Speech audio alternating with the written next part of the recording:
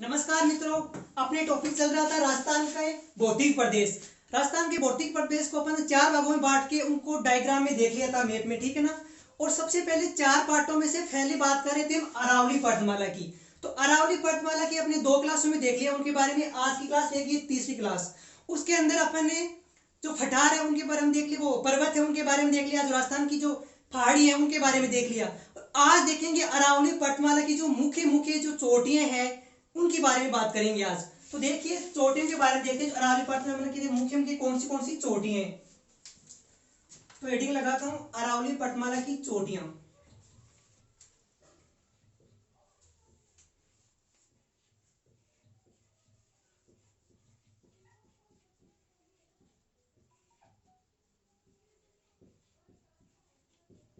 ठीक है, अरावली पर्वतमाला की चोटियां, इनके बारे में आज चर्चा करेंगे। तो देखिएगा अरावली पर्वतमाला को 3 भागों में बांटा था। एक तो उत्तरी अरावली, मध्य अरावली और दक्षिणी अरावली।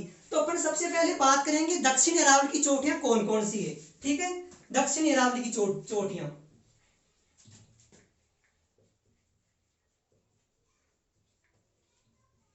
दक्षिणी अरावली की चोटियां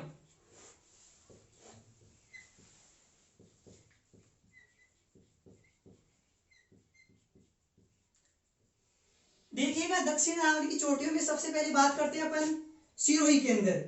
तो उसमें एक चोटी है गुरु सीकर।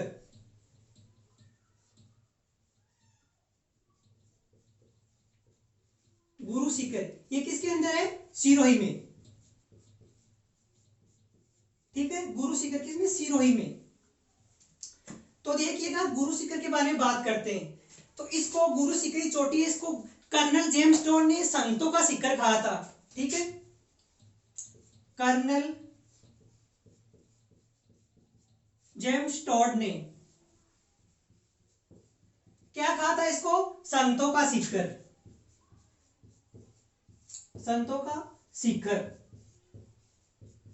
संतों का शिखर क्यों कहा गया था? देखो आपने हिस्ट्री में पढ़ा होगा, जो गुरु शिखर है वहां पे जो ऋषि मुनि हुआ करता था, उसने वहां पे यज्ञ किया था। उस यज्ञ से 4 राजपूत जातियों का उत्पन्न हुआ था, परमार, प्रतिहार, चालुक्य, चौहान। इसी कारण उस टाइम आया था कर्नल जेम्स टोड यहाँ पे। तो उन्होंने देखा कि यहाँ तो ऋषि मुनि यज्ञ कर रहे हैं, तो वो देखकर उसने कहा संतों का शिखर। ठीक है, दूसरी बात इसकी बात करें तो ये राजस्थान की सबसे ऊंची चोटी है। ठीक है ना, राजस्थान की सबसे ऊंची चोटी।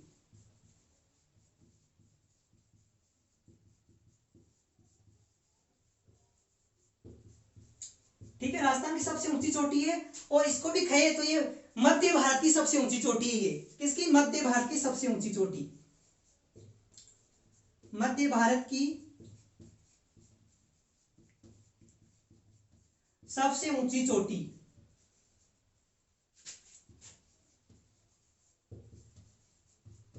ठीक है, और इसकी ऊंचाई की बात करूं मैं राजस्थान की, तो राजस्थान में इसकी तो देखिएगा इसकी ऊंचाई है 1722 मीटर।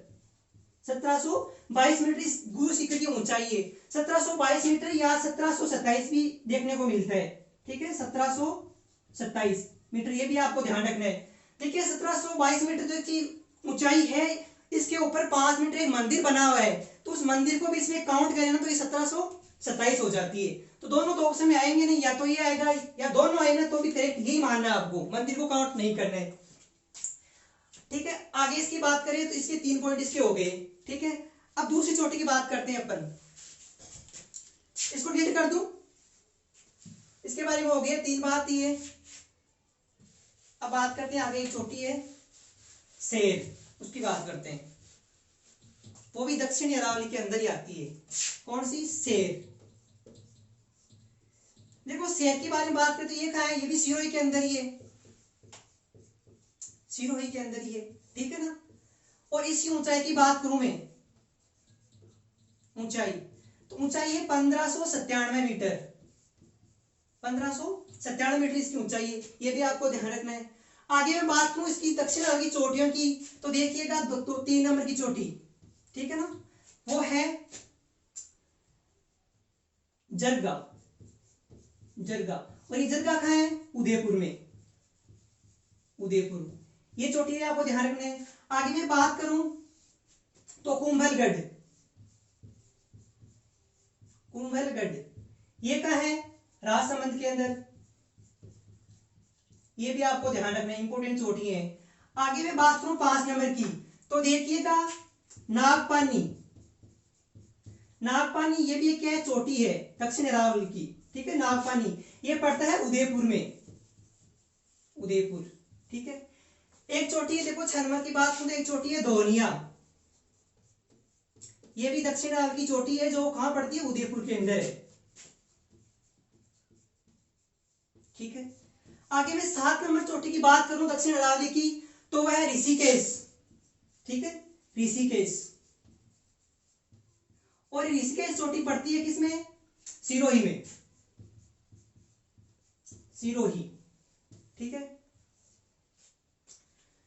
ये चोटियां सैर, जरगा, कुंभलगढ़, नागपानी जो उदयपुर में पड़ती है, दोनिया, ऋषिकेश, ये मुख्य मुख्य चोटियां किसके अंदर है, दक्षिण अरावली की, दक्षिण अरावली के अंदर है, ठीक है। ये हो गई चोटियां ऋषिकेश सिरोही के अंदर है। इनकी 2-3 चोटी की और बात करूं, देखो 8 नंबर चोटी है कमलनाथ। कमलनाथ ये क्या है, चोटी है, जो कहाँ है, उदयपुर के अंदर है, उदयपुर, ये भी ध्यान रखना है। एक चोटी की मैं बात करूं तो आबू भी देखो एक चोटी है, ठीक है ना। आबू क्या है, चोटी है आबू, आबू ये भी कहाँ है, सिरोही के अंदर, ये भी सिरोही में। और सिरोही के अंदर 10 नंबर की बात करूं तो अचलगढ़, अचलगढ़ ये भी दक्षिण अरावली की चोटी है। तो ये हो गई दक्षिण अरावली की मुख्य मुख्य चोटियां, ये आपको ध्यान रखना है, ठीक है। आगे अपन ये दक्षिण अरावली की आगे अपन बात करें तो उत्तरी अरावली की, इनको मैं डिलीट कर रहा हूं, ठीक है। ये तो दक्षिण अरावली की चोटियां हैं जो मुख्य मुख्य आपको ध्यान रखनी है। आगे अपन बात करते हैं उत्तरी अरावली की मुख्य मुख्य चोटियां कौन कौन सी, उनकी बात करते हैं, ठीक है। देखिए कि उत्तरी अरावली में कौन कौन चोटियां उनकी बात करेंगे। तो सबसे पहले देखो मैं बात करता हूं उत्तरी अरावली में, तो देखिएगा रघुनाथगढ़, रघुनाथगढ़, ये रघुनाथगढ़ है सीकर के अंदर, ठीक है ना, सीकर में, सीकर में है ये। और इसके बारे में बात करें तो देखिएगा ये उत्तरी अरावली की सबसे ऊंची चोटी है,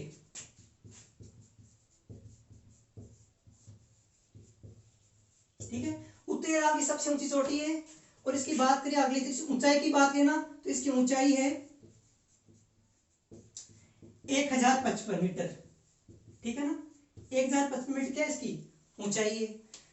आगे अपन बात करें उत्तरी अरावली की चोटियों की, तो देखिएगा एक चोटी है, ठीक है। मैं ये बताना चाहूंगा जैसे उत्तरी अरावली की मुख्य चोटियां है, उसकी ट्रिक भी है, वो भी बताऊं, चलो मान लो ट्रिक किसी को याद हो जाए तो चलो ट्रिक देख लेते हैं, इसकी ट्रिक क्या है, ठीक है ना। ये ट्रिक ध्यान रखना आप उत्तरी अरावली चोटियों की, देखिएगा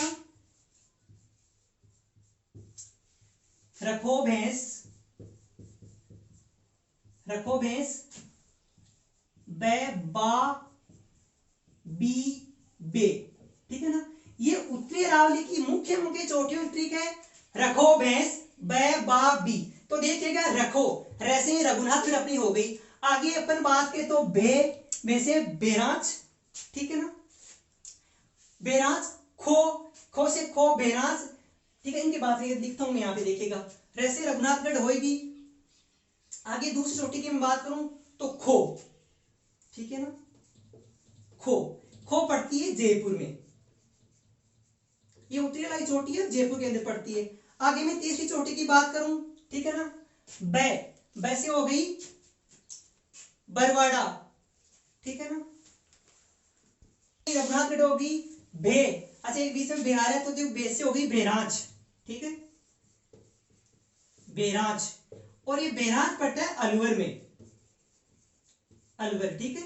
ये बेराज चोटी किसमें, अलवर में। आगे अपन बात करें बेराज, ये हो गया। आगे बै, बै से हो गया बरवाड़ा, 4 नंबर चोटी है बरवाड़ा,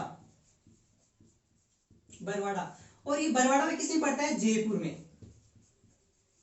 इनकी बात अपन पहाड़ियों में भी की थी, बरवाड़ा, चौथ का बरवाड़ा वहां स्वयंवर पड़ता है, बरवाड़ा तो केवल ये जयपुर में पड़ता है। आगे चलो बा, तो बा से कौन सी होगी, 5 नंबर चोटी, तो यहां लिख रहा हूं मैं, बा से बाबाई, बाबाई। और ये बाबाई पड़ती है झुंझुनू में, ठीक है, झुंझुनू। आगे 6 नंबर चोटी की बात करूं मैं उत्तरी अरावली में, तो बी से हो गया बिलाली, बिलाली। और बिलाली पड़ता है किसमें, अलवर में, ठीक है, अलवर। इनमें कंफ्यूज मत होना, बाबाई, बाबाई झुंझुनू के अंदर है, फाड़ी में पड़ा था, और बिलाली, बिलाली अलवर के अंदर है, ठीक है, थोड़ा इनमें कंफ्यूज होता है लेकिन आप देख लेना अपने हिसाब से। आगे बात करूं बे, तो 7 नंबर चोटी हुई बे से बेराट, ठीक है ना, बेराट, ये तो काफी फेमस है, सबको पता होगा, जयपुर के अंदर ये, जहां से कल अपने बात की बेराट के बारे में कि बेराट से बाणगंगा नदी का उद्गम होता है, तो ये बेराट। ये हो गई मुख्य मुख्य कौन सी अरावली की, उत्तरी अरावली की चोटियां। तो दक्षिण अरावली, उत्तरी अरावली की मुख्य मुख्य चोटियां हो गई। अब बात करते हैं अपन मध्य अरावली की चोटियां। 3 भागों में बांटा था ना अरावली को, तो 2 भागों में होगी, तीसरा भाग है अपना कौन सा, मध्य अरावली, ठीक है। तो मध्य अरावली में कौन कौन सी चोटियां हैं उनकी बात करते हैं, देखिएगा, ये ठीक आप ध्यान रखना, एक बार देख लो। तो मध्य अरावली, मध्य अरावली की अपन बात करें तो देखिएगा, मध्य अरावली अपने बात की थी, मध्य अरावली में एक जिला आता है कौन सा, अजमेर। तो अजमेर की मुख्य चोटी कौन सी उसकी बात करेंगे, ठीक है ना। तो देखो मध्य अरावली में एक चोटी है, उसका नाम है गोरमजी, गोरमजी, ठीक है ना, गोरमजी। और ये कहाँ है, अजमेर में। देखिए इसकी ऊंचाई की बात करें तो इसकी ऊंचाई है 934 मीटर, ठीक है ना। मध्य अरावली में मुख्य चोटी की एक ही गोरमजी, और वो नागपहाड़ है, तारागढ़ है, वो अपनी पहाड़ियों में चर्चा कर ली थी, ठीक है। अब ये हो गई तीनों भागों की मुख्य मुख्य चोटी है उनकी बात हो गई। चलो अब आगे बात करते हैं, मैं 3 पॉइंट बताना चाहूंगा आपको, वो भी कनेक्ट के साथ में ध्यान रखना। देखिएगा अरावली पर्वतमाला की बात कर रहा हूं मैं, ठीक है, इस अरावली पर्वतमाला की। देखिएगा ये विश्व की सबसे प्राचीनतम पर्वतमाला, विश्व की सबसे प्राचीनतम,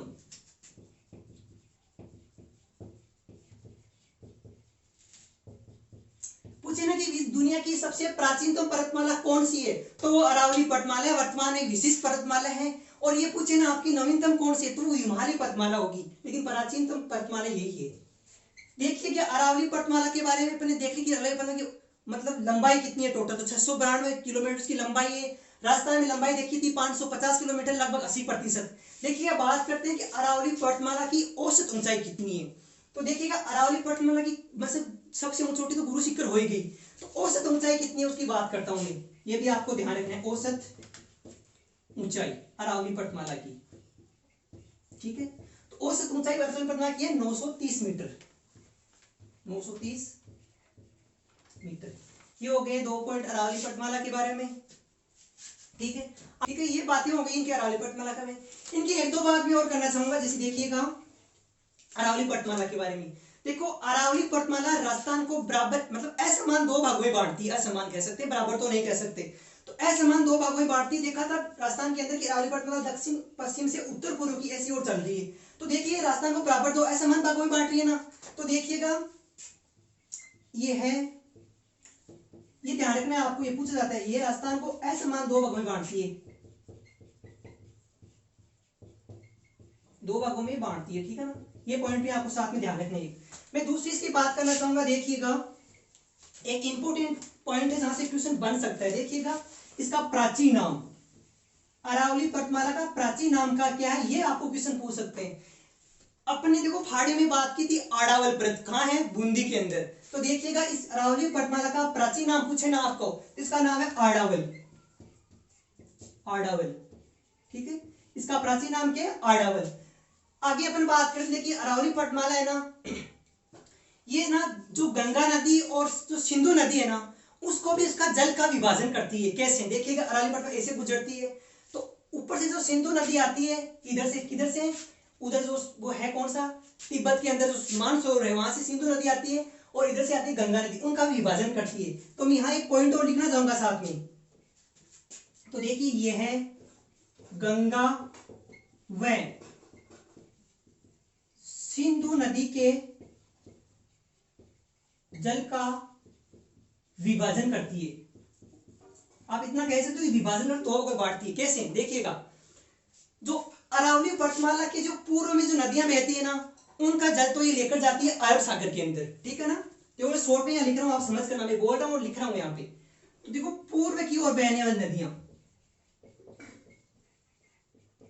और बहने वाली नदियां,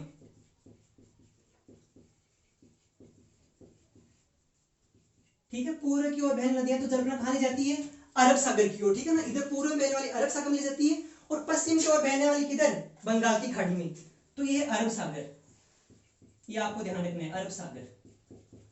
और देखो मैं बात करना चाहूंगा आगे कि पश्चिम की ओर, ठीक है ना, पश्चिम की ओर बहने नदी किधर ले जाएगी, बंगाल की खाड़ी में, बंगाल की खाड़ी में। ये 2 पॉइंट और साथ में आपको ध्यान रखने हैं। तो प्राचीन नाम तो आड़ावल पर्वत हो गया, ये बूंदी वाला वही आड़ावल पर्वत, ठीक है। और ये गंगा और सिंधु नदियां क्या करती है, जल विभाजन करती है, अलग अलग 2 पार्टों में करती है।